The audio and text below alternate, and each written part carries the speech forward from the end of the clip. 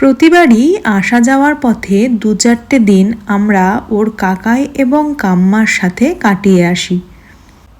আজকের দিনটা ছিল ফিরে যাওয়ার দিন। দুর্গাপুজো থেকে শুরু করে কালী পুজো, ভাইফোঁটা, এমনকি কার্তিক পুজো সব কিছু কাটিয়ে প্রায় ২ মাস পর আজ আমরা হায়দ্রাবাদে ফিরছি।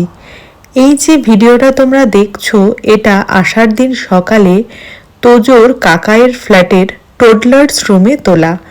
ওখানে হাজারো খেলার জিনিস থাকলেও এটাই তার সব থেকে প্রিয় ছিল। ঘন্টার পর ঘন্টা ও শুধু ওটা নিয়েই খেলে যাচ্ছিল।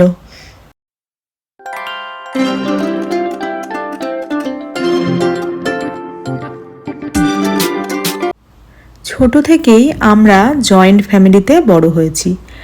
বাবা মার পাশাপাশি দাদু, ঠাকমা, কাকা, পিসি, ভাই, বোন সব কিছু নিয়ে আমাদের পৃথিবীটা অনেকটা বড় ছিল। তাই আজও যখন বাড়ি থেকে এখানে চলে আসতে হয়, ক্ষণিকের জন্য হলেও মনটা বিষণ্ণ হয়ে পড়ে। তোমরা যারা কর্মসূত্রে বাড়ি থেকে অনেক দূরে থাকো, বা যেসব মেয়েদের বাবার বাড়ি থেকে শ্বশুর বাড়ি অনেকটা দূরে, তারা নিশ্চয়ই রিলেট করতে পারবে। এদিকে তোজোকে দেখো, শুধু তোজো কেন বলছি, আজকালকার বেশিরভাগ বাচ্চারাই তাই। জন্ম থেকে শুধু চারিপাশে মা বাবাকেই দেখে, তাই মা বাবাই হলো ওর গোটা পৃথিবী। কিছুদিনের জন্য বাবা মায়ের সাথে বাবা মার বাড়ি গিয়ে সমস্ত কাছের লোকের সাথে হই হুল্লোড় করে আসলেও ও বুঝতেই পারল না যে কোথা থেকে কোথায় চলে যাচ্ছে।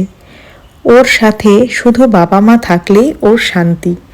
নিউক্লিয়ার ফ্যামিলিতে বড় হওয়ার জন্য আজকালকার বাচ্চাদের ইমোশনটাও বোধহয় একটু কম। তোজো যদিও এখন খুব ছোট, এই সমস্ত কিছু বোঝার ওর এখনও বয়স হয়নি, তবে আমার মনে হয় আরেকটু বড় হলে ও আস্তে আস্তে হয়তো ব্যাপারগুলো আরেকটু বুঝতে শিখবে। আমাদের ফেরার ফ্লাইট ছিল সন্ধে 6:30টায়। আমরা ওই মোটামুটি 4:30 নাগাদ ওর কাকায়ের বাড়ি থেকে বেরিয়ে পড়েছি। কাকায়ের বাড়ি থেকে খুব একটা বেশি সময় লাগে না, মোটামুটি আধ ঘন্টার মধ্যেই আমরা এয়ারপোর্ট পৌঁছে গেছিলাম। তারপর ওখানে তো সিকিউরিটি চেকিং, বোর্ডিং টোডিং এগুলোতে প্রচুর সময় লাগে, তো সেখানে অনেকটাই সময় লেগে গেছিলো। সেজন্য বেশিক্ষণ এয়ারপোর্টে বসতে পারিনি। তোমাদেরকে এয়ারপোর্টের ভেতরের আমি কিছু ভিডিও শেয়ার করেছি। আসা যাওয়ার পথে এই ভিডিওগুলো তুলতে কিন্তু বেশ ভালো লাগে। তোজো যেহেতু খুব বিরক্ত করছিল, মানে ও এয়ারপোর্টের ভেতর প্রচণ্ড দৌড়াদৌড়ি করে, ওকে সামলানো প্রায় মুশকিল হয়ে পড়ে, সেই জন্য খুব একটা বেশি ক্লিপ নিতে পারিনি। অল্প অল্প যেটুকু নিতে পেরেছি সেটুকুই তোমাদের সাথে শেয়ার করেছি। এইখানটা দিয়ে যেতে আমার যে কি ভালো লাগে ফ্লাইটে, আমি বলে বোঝাতে পারবো না। যখনই জানি যে ফ্লাইট ধরার জন্য আবার বাসে করে যেতে হবে, তখন আমার ভীষণ বিরক্ত লাগে। তো যাই হোক, এবার আর বাসে যেতে হয়নি, ডাইরেক্টই আমরা ফ্লাইটে উঠে পড়েছিলাম। ফ্লাইটটা অনেক তাড়াতাড়িও ছেড়ে দিয়েছিল, 6:30টায় টাইমিং ছিল, অথচ এটা মোটামুটি 6:20-র দিকে ফ্লাইটটা ছেড়ে দিয়েছিল। বলে যে হায়দ্রাবাদ ঢুকতে 2.5 ঘন্টা মতো লাগবে, বাট মোটামুটি 2 ঘন্টা 15-20 মিনিটের মধ্যে ফ্লাইট হায়দ্রাবাদ ঢুকিয়ে দেয়। মেন যেটা প্রবলেম হয় সেটা হচ্ছে ব্যাগেজের ওখানে এতক্ষণ ওয়েট করতে হয় না, প্রচণ্ড বিরক্ত লেগে যায়। আর তোজো তো এবার 2 বছরের ওপরে ওর বয়স হয়ে গেছে, তাই ওর তো আলাদা সিট হয়ে গেছে, ওর পুরো টিকিটও লাগে এখন, মানে আমাদের যা এয়ারফেয়ার লাগে ওরও সেম টাকাই লাগে। কিন্তু ও এতটাই ছোট, ও তো পুরো সিটে বসে আসতে পারে না, ওখানে একটু খেলা করে আর মা বাবার সিটেই ও বসে আসে, মানে আমাদের কোলে কোলেই ও আসে। ফ্লাইটে উঠেই ওর সবার প্রথমে কাজ হচ্ছে উইন্ডোগুলোকে খোলা। ও উইন্ডোগুলোকে সমানে খোলা বন্ধ করতে থাকে। আর দেখো, ও প্রপার ওয়েতে কিন্তু যেখানকার জিনিস সেখানে আবার রেখে দিচ্ছে, মানে ও সব জেনে গেছে যে কোথায় কি রাখতে হবে। তোজোর মতো এরকম চঞ্চল বাচ্চাদের ফ্লাইটে ম্যানেজ করাটা কিন্তু একটা বিশাল চ্যালেঞ্জ। যদিও ওইটুকু ছোট্ট জায়গার মধ্যে ওরা দৌড়াদৌড়ি করতে পারে না, কিন্তু ভীষণ বিরক্ত হয়ে যায় যদি ফ্লাইটে উঠে বাচ্চা ঘুমিয়ে পড়ে তাহলে তো খুবই ভালো। তাহলে সেক্ষেত্রে তোমাকে কিন্তু ফ্লাইটটা সেরকম টাইমে বুক করতে হবে যেই টাইমে তোমার বাচ্চার ঘুমের টাইম। আর তা না হলে অন্যভাবে বাচ্চাকে ম্যানেজ করার চেষ্টা করতে হবে। আমি যেই টাইমে ফ্লাইট বুক করেছিলাম ওই টাইমে তো তোজো ঘুমায় না কখনোই।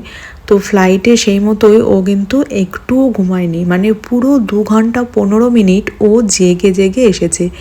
এইখানে তোমরা যেরকম দেখলে ও এখানে উইন্ডো নিয়ে খেলা করছে, তারপরে এইখানে সিটে সিট বেল্টটা নিয়ে ও খেলা করছে। তারপরে আমি ওকে খাওয়ানোর জন্য বিভিন্ন রকম ড্রাই ফ্রুটস বা অন্য কোনো খাবারও আমি নিয়ে গেছিলাম টিফিন বক্সে, ছোট ছোট টিফিন বক্সে, যেগুলো ওকে মাঝে মাঝে দিচ্ছিলাম। ওগুলো নিয়ে ও খানিকটা টাইম স্পেন্ড করেছে। আর আমার কাছে ওর কিছু পকেট বুকস রয়েছে, মানে ছোট ছোট বিভিন্ন ধরনের ফ্রুটস বা ভেজিটেবল বা বার্ডস এরকম, মানে অ্যানিম্যাল এরকমের কিছু বুকস রয়েছে, যেগুলো দিয়ে আমি ওকে মাঝে মাঝে একটু একটু দেখিয়ে কিছুটা বিজি রাখার চেষ্টা করেছি। কখনো জল খাচ্ছে, কখনো গ্লাস নিয়ে খেলা করছে, এই সমস্ত জিনিস করে করে কিন্তু টাইমটা স্পেন্ড করাতে হয়েছে।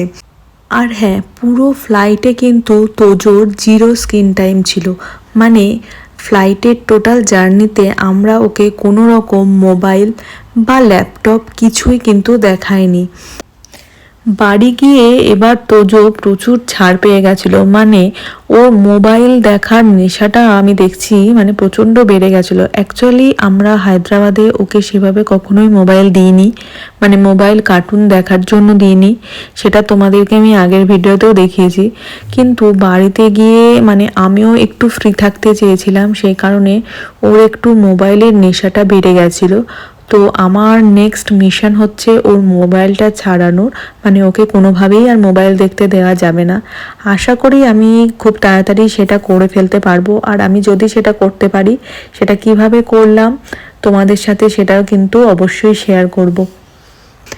আর আজকের ভিডিওটাতে তোমাদের কেমন লাগলো আমাদের পুরো জার্নিটা? আমরা কলকাতা থেকে হায়দ্রাবাদ ফিরে এলাম, খুব ভালোভাবে বাড়িতে সময় কাটিয়ে আমরা ফিরছি। তো তোমরা কেমন দেখলে আমাদের ভিডিওটা অবশ্যই কমেন্ট করে জানিও। আর ভিডিওটা যদি ভালো লাগে তাহলে লাইক, কমেন্ট এবং শেয়ার করে দিও।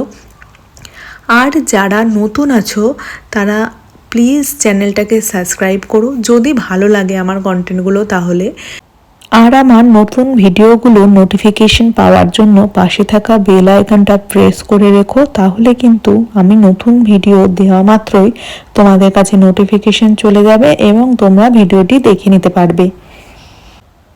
ফ্লাইটটা ল্যান্ড করার ঠিক আগের মুহূর্তে ওপর থেকে যখন পুরো হায়দ্রাবাদটা দেখা যাচ্ছিল, মানে আলো ঝলমলে একটা শহর, কি যে অপূর্ব লাগছিল সেটা আমি বলে বোঝাতে পারবো না। আমি কিছুটা ক্যাপচার করার চেষ্টা করেছি তোমাদের দেখাবো বলে, সেটা একদম এন্ডের ক্লিপসে রয়েছে। তোমরা ভিডিওটা পুরোটা দেখে নাও, তাহলেই সেটা দেখতে পাবে। আর ভিডিওটা আমি বড় করছি না, এখানেই শেষ করব। সকলে খুব ভালো থেকো, সুস্থ থেকো। আর যেভাবে তোমরা ইনারবংয়ের পাশে আছো এইভাবেই পাশে থেকো, সাপোর্ট করতে থেকো। তোমাদের সাপোর্টে আমার ইনারবংয়ের ফ্যামিলিটা কিন্তু আস্তে আস্তে বড় হচ্ছে। আরও বেশি বেশি করে সাপোর্ট করো, শেয়ার করো, যাতে ইনারবং আরও অনেক বড় হতে পারে।